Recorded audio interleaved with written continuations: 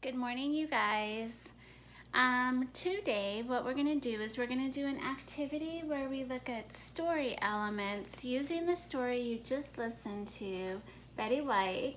She was a fun read aloud. She's actually a famous actress. She used to be in movies.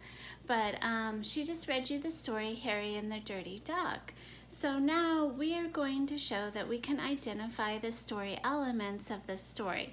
The story elements are the parts that make up the story of a fiction, a literature story. So for example, who are the characters? What is the setting? Where does the story happen? And what are the main events that are most important at the beginning, the middle, and the end? So to do this week, what I'm trying to do a lot is show you how, even if there are worksheets that I have for you on Google Classroom, that there are ways that you can use just blank piece of paper to do them. So today I'm just going to make a fun flap activity with you using a blank piece of paper. So the first thing you do is you fold, hot dog fold. Fold the sides, the long sides of the paper together. Like that. So now we made a hot dog fold. So then we're going to go ahead and we're going to fold the top to the bottom like this. And we've done this actually for all of our math papers this week if you've been watching on how you can fold your paper and use boxes, right? And then I fold it again. So now it's this smaller rectangle.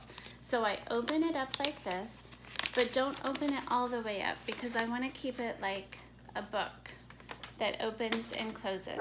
So I take it and I'm going to go ahead and move the camera down so you can see. And on the lines, on just one side, I draw the lines like this on the folded areas, like that. And then I take my scissors and I open it up like that. And only onto the middle fold. I'm not going to go all the way across or I'll just cut my paper into bits, right? I'm just cutting flaps. I cut to the fold line to make 4 flaps. We made a lot of flaps in school together in our first grade notebook, so hopefully this will not seem super different. So now when I close it again, I have all these flaps here, here, here, and here, just like that. So now I'm going to go ahead and I'm going to write first the title of our story. Excuse me. Excuse me. The title of our story is Harry and the Dirty Dog. So I'm going to write, and I'm using a marker so it's easy for you to see my writing. I'm going to write Harry.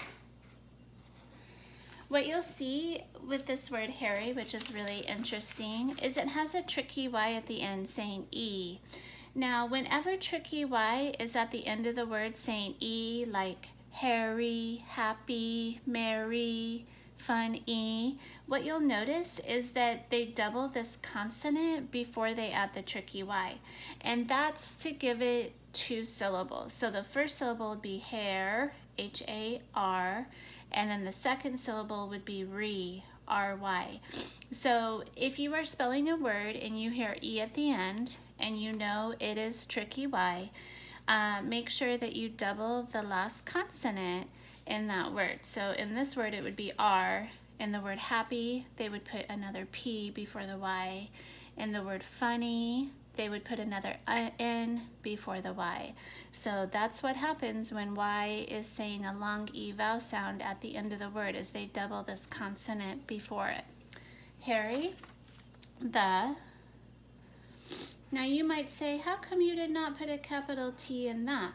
Well, what you notice in stories is that with the word the small word, it's actually called an article, which is crazy. But the small word, they don't always capitalize when they're writing titles. They do capitalize the rest of the words in the title because it is the name of the book. But the word sometimes people will leave that lowercase. But you'll see there's a capital H in Harry, there's a capital D in dirty, and there's a capital D in dog. Harry the Dirty Dirty has D-I-R-T. Y. Dirty. Dog. D-A-G.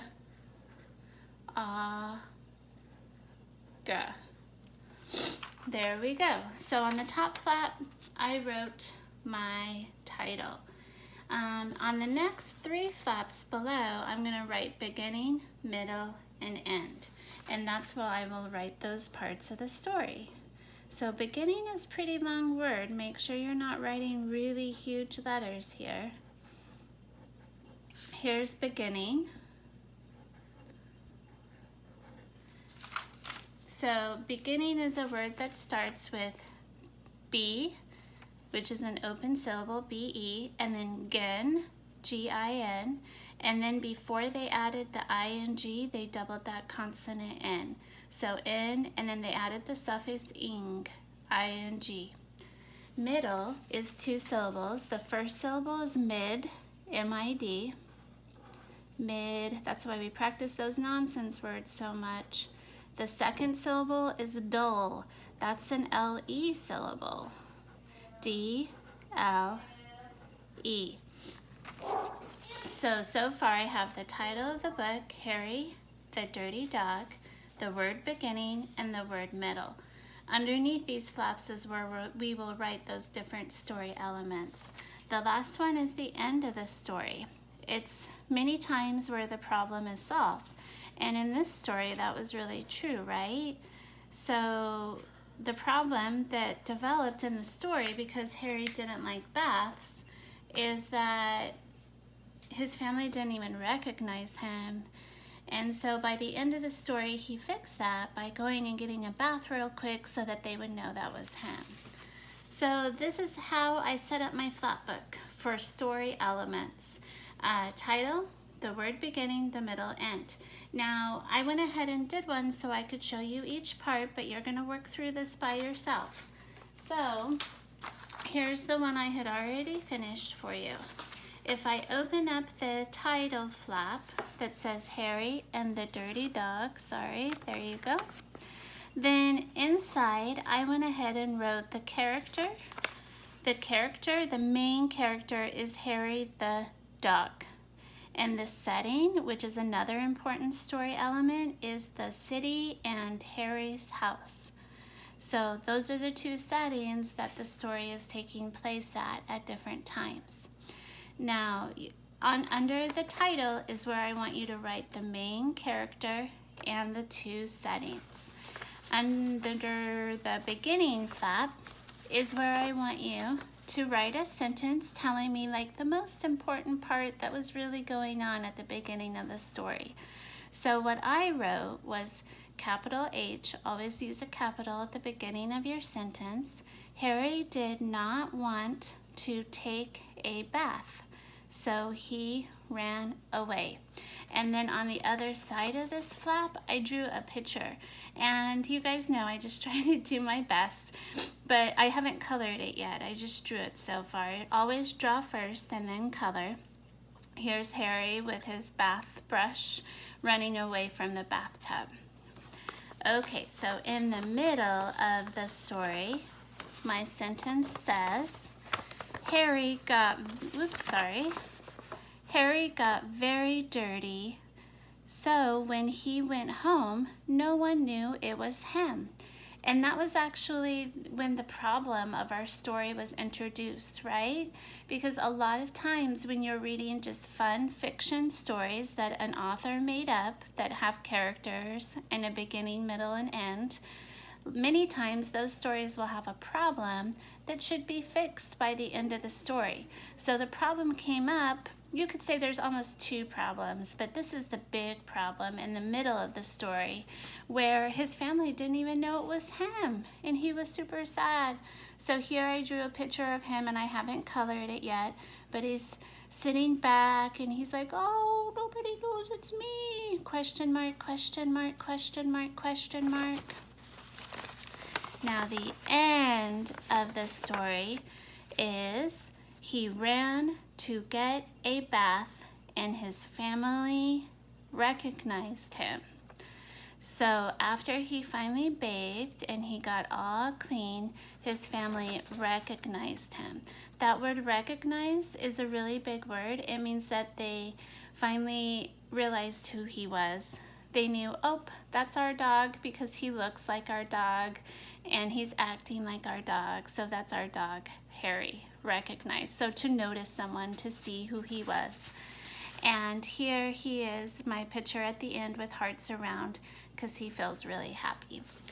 So this is the little flat book you're making after listening to the story, Harry the Dirty Dog, and thinking about what are the story elements. So it's really important to be able to figure out what these story elements are because it means that you understand the story. It means that you're able to understand what the author was doing and the beginning, the middle, and the end, and that you're understanding what you're reading.